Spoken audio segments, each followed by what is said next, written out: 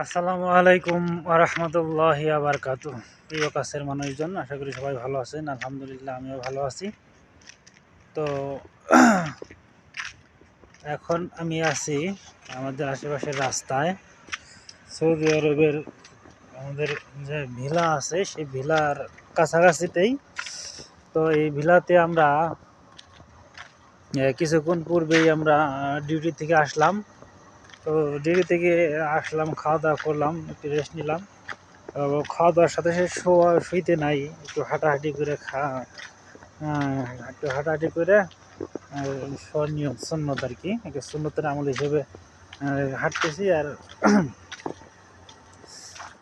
ভাবলাম যে যেহেতু হাঁটতেছি তাহলে একটা ব্লগ হয়ে যেতে পারে আর কি।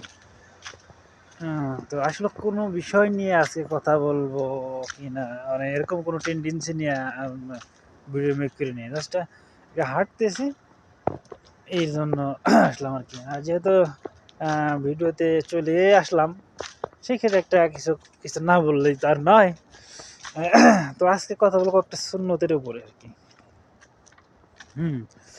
কয়েকটা কয়েকটা সুন্নত, মানে একেবারে হজরত আদম আলাইসাল্লাম থেকে শুরু করে আমাদের প্রিয় নবী হজরত মোহাম্মদ সাল্লাল্লাহু আলাইহি সাল্লাম পর্যন্ত প্রত্যেকটা নবী এই সুন্নতটা পালন করছেন, এবং প্রত্যেকটা জামানায় যতগুলা নবী রাসূল আসছে এটা তার আমল করছেন এই সুন্নতগুলো আর কি। যে সুন্নতগুলো হইল ঢিলা ঢালা জামা পরা। কথাগুলো একটু খেয়াল করবেন যে ঢিলা ঢালা জামা পরা আল সুন্নত, প্রত্যেকটা নবীদের সুন্নত। মিসওয়াক, নিয়মিত মিসওয়াক করা প্রত্যেকটা নবীর সুন্নত। তারপরে কি বলে, দাড়ি রাখা, প্রত্যেকটা নবীর দাড়ি ছিল, দাড়ি রাখা সুন্নত। সুগন্ধি ব্যবহার করা সুন্নত। তারপরে কি বলে, এরকম কয়টা হইলো যে ঢিলা ঢালা জামা পরা সুন্নত 1, সুগন্ধি ব্যবহার করা 2, দাড়ি রাখা 3, আর ভুলে গেছি কি বলি আগে।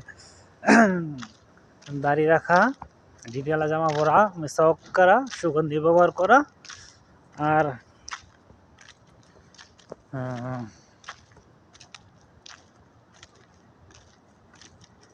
ভুলে গেলাম আর কি।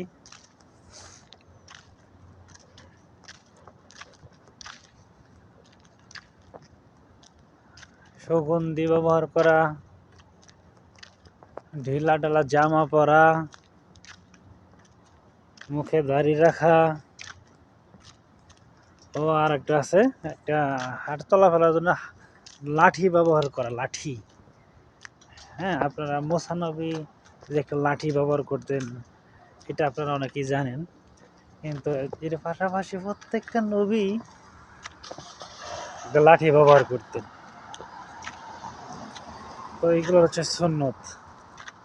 তাহলে আমরা কয়টা পেলাম? মুখে দাড়ি রাখা সুন্নত, ঢিলা ঢালা জামা পরা সুন্নত, মিসওয়াক করা সুন্নত, লাঠি ব্যবহার করা সুন্নত, সুগন্ধি ব্যবহার করা সুন্নত। এই 5টা সুন্নত মনে হয় প্রত্যেকটা নবীর সুন্নত। তো এই বিষয়গুলো অনেকে হয়তো জানা ছিল, অনেকের জানা নাই।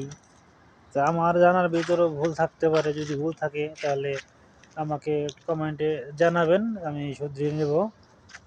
আর কেউ যদি না জানা থাকে, তাই এই ভিডিওর মাধ্যমে যদি আপনারা শোনেন সম্পূর্ণ, তাহলে আপনারা তো বিষয়টা জানলেন আর কি। আসলে আমি ভিডিও মেক করি, একটা উদ্দেশ্য আছে। তারপরেও সেই উদ্দেশ্যটার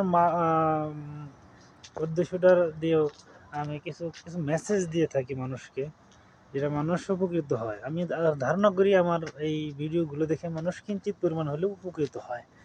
তো এই আশা নিয়ে ভিডিওগুলো বানাই। আর টাকা পয়সা ইনকাম হোক বা না হোক, সেটা তো পরের কথা। আমি জানি না কখন টাকা পয়সা ইনকাম হবে কি হবে না, কিন্তু অন্তত এই স্মৃতিগুলো তো থেকে যাচ্ছে আর কি। এটাই হচ্ছে বড় কথা।